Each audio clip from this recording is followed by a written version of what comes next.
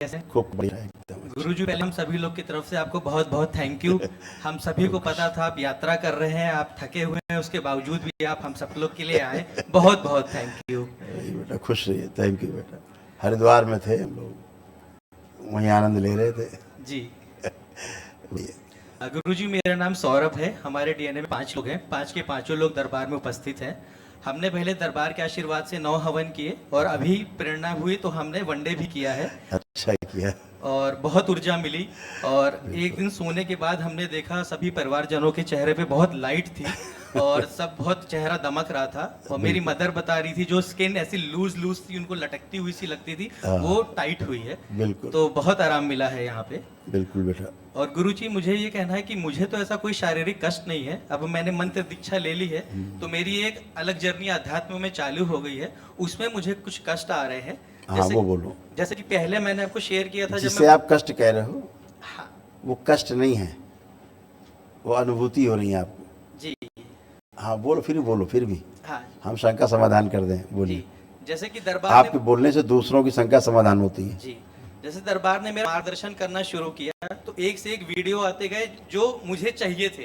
तो जैसे कि मैं मंत्र जाप तो कर रहा था बट अपना ब्रह्मचर्य भी नाश कर रहा था। तो एक वीडियो मैंने देखा, इसमें आप कह रहे थे कि बॉडी में सभी बैरियर लगे होते हैं, आप उनको जब नजरअंदाज करते हैं तो आपका कर्म भोग तय होता है। फिर मैं देख रहा था लेकिन बावजूद भी छूट रहा था। तो आपने कहा कि सुनना और ध्यान पूर्वक सुनना दो अलग बातें होती है। तो दरबार की कृपा से वो बात चिपक गई दिमाग में।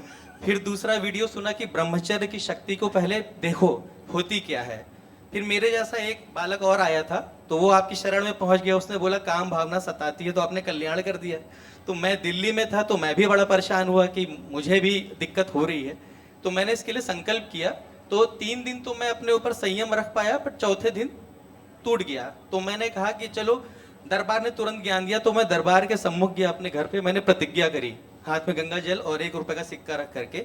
और जैसे ही मैंने प्रतिज्ञा करी कि अपना ब्रह्मचर्य स्वयं से नाश नहीं करूंगा, और जैसे ही जल छोड़ा तुरंत ही इतनी शक्ति मिली, करंट दौड़ गया पूरी बॉडी में। और अंदर से किसी ने बोला ये तूने क्या कर दिया। तब मुझे समझ में आया कि ये मैं नहीं कर रहा था, कोई और ही कुछ मुझे परेशान कर रहा था, जिससे मेरा ब्रह्मचर्य नाश हो रहा था। और जो ऊर्जा इकट्ठा हो रही थी जाप करने से, वो दूसरी जगह चली जा रही थी।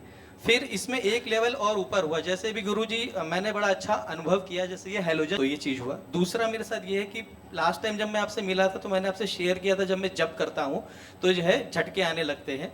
तो आपने बताया था ये फिट्स हैं, आपने निकाले थे। अब इसमें भी एक लेवल ऊपर चीज होती है। जाप करते समय कुछ नहीं झटके आते हैं, जैसे ही गुरुजनों का चेहरा स्मरण करने लगता हूँ, भोलेनाथ दिखने लगते हैं, तुरंत ऐसे ऐसे झटके आने लगते हैं और मेरा ध्यान टूट जाता है। और तीसरा, जब से मैंने ये ब्रह्मचर्य का संकल्प लिया तो कुछ दिन सोने के बाद अब एक नाम मन में आने लग गया। वो ऋषि मानधाता बोल रहे थे, कई बार दिन में आता था। लेकिन कल से जब से संकल्प हुआ, यदि कोई अच्छी शक्ति भटक गई हो तो उसकी शक्तियां ले ली जाए। अब वो सिर्फ अपने आप को मानधाता बोल रहे हैं, दिमाग में आ रहा है। तो ये स्वयं का शरीर बाहर निकाल लीजिए, जो भ्रमित वो भ्रमित करता है। ओम शिव सेवकाओं खिला दीजिए। इसके बचे हुए सर्व से स्मृतियाँ, इसकी इच्छा विचार समय प्राण बाहर खींच लीजिए। शिव, ये भी सेवकाओं खिला।